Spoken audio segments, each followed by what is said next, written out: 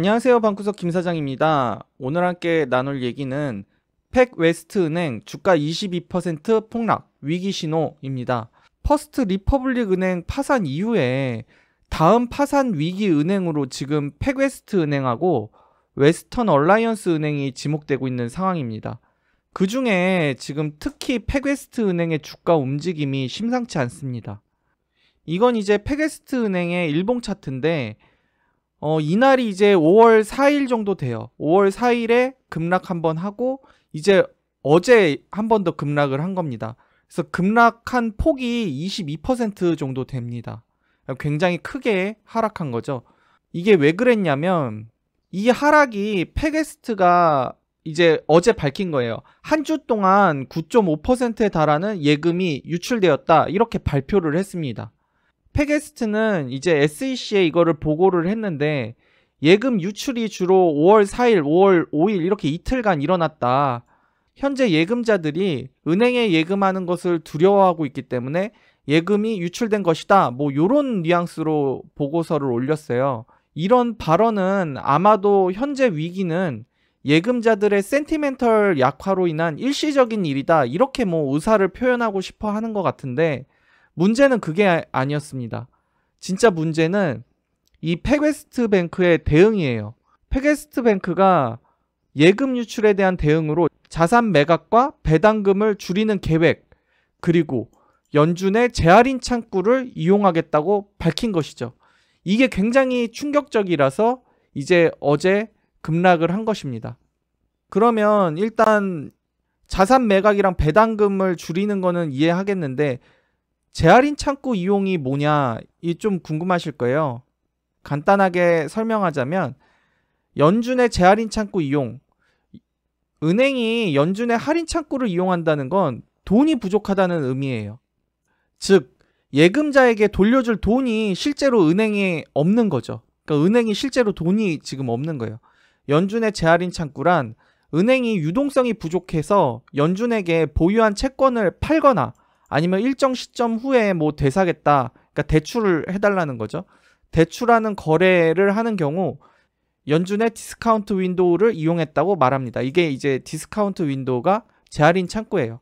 여기서 할인, 디스카운트라는 말이 붙는 이유가 이 은행이 채권을 그냥 가지고 있으면은 수익이 생기잖아요.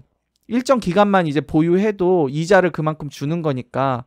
근데 지금 당장 돈이 없을 때는 어떻게 해요? 한 달 뒤면은 이자랑 원금을 고스란히 받을 수 있는데 그때까지 지금 기다릴 수가 없는 거죠. 당장 돈이 필요한 거예요. 그래가지고 이거를 갖다가 연준한테 팔거나 아니면은 이거를 맡기면서 대출을 해달라고 하는 거죠. 지금 당장 돈이 필요하니까. 근데 이게 문제가 뭐냐면 원래 계약은 한 달간 보유하는 거였는데 이 계약을 어기게 되는 거잖아요. 그래서 손실을 입는 거를 감수하고 이러한 재할인 창구의 이용은 은행이 부실하다는 증거예요. 여러분 생각해 보십시오. 이게 한 달 뒤면은 이자랑 원금 다 받는데 지금 그거를 깨고 당장 돈이 필요하다. 그 정도로 돈이 없다는 거죠. 이건 신용이 생명인 은행 입장에서는 정말 최후의 수단에 이용하는 거예요. 왜냐하면 이게 재할인 창구를 이용하면 이용했다는 게 공개가 되기 때문에 그것 자체로 신용을 잃어버려요. 그래서 부실은행으로 낙인 찍힐 수 있습니다. 그럼 누가 부실은행에 돈을 맡기고 싶겠어요? 다들 돈을 빼죠.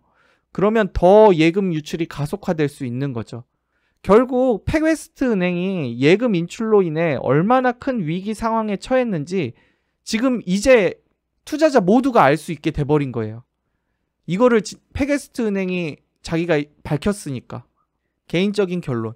현재로서는 팩웨스트 은행 또한 파산할 위험이 굉장히 높은 상황이에요. 퍼스트 리퍼블릭 은행 때 처음 위기에 빠졌을 때 주변 대형은행에서 뭐 300억 달러에 달하는 돈을 퍼스트 리퍼블릭 은행에 예치해주는 등 다양한 구제책이 있었잖아요. 그리고 뭐 그 당시에는 퍼스트 리퍼블릭 은행 투자자들도 뭐 예금자도 완전 보호해주는데 약간 그런 마음이 있었죠. 미국 재무부가 투자금 뭐 다 보호해주겠지, 그런 생각이 있었어요. 그때 그 당시는 진짜 희망이 있었어요. 근데 이런 희망들이 다 무참히 깨졌죠. 퍼스트 리퍼블릭 은행은 실제로 파산했고 대형 은행들은 오히려 빌려준 300억 달러가 정상적으로 회수가 안 됐어요. 그리고 퍼스트 리퍼블릭 주식 어떻게 됐죠? 결국 상폐됐죠. 미국 주식 투자자 여러분들, 위 상황들 우리가 다 겪은 거잖아요. 한번 다시 곱씹어 보시고 최대한 보수적으로 좀 접근하시면 좋겠습니다. 그럼 다음 시간에도 돈 되는 이야기로 찾아뵙겠습니다. 감사합니다.